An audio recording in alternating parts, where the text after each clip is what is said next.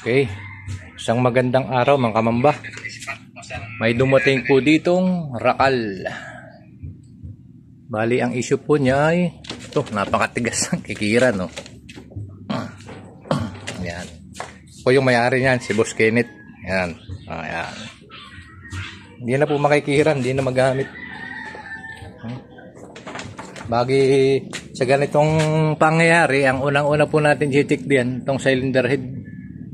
Dahil kalimitan, dito yung nagmumula. Hindi bumababa yung piston, kaya naglalak ang kicker. Pangkaraniwang nangyayari, bumibitaw ang ring, sumasangat, kaya naglalak. Kaya dito po tayo magpupokus ngayon.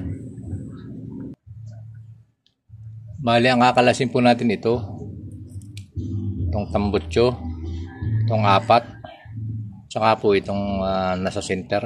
Ito ay konektado dito sa cover sa cam gear. Okay. Okay.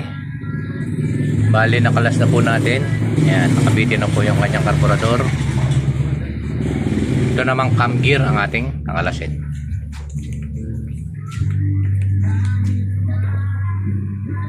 $9mm po ang kanyang sukat.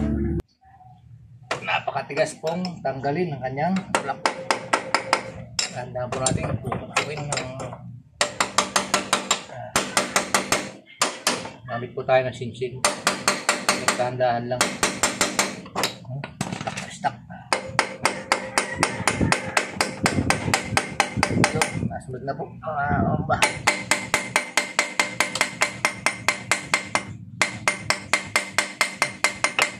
Kakalaman na kung bakit umistak itong rakal na to. Kakalaman na. Alalay lang pukpok. Iya.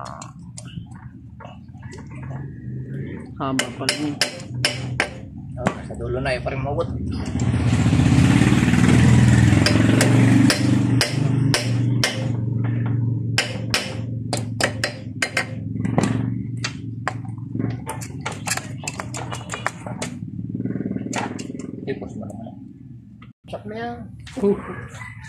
Napakahirap tanggalin ang block, kamamba.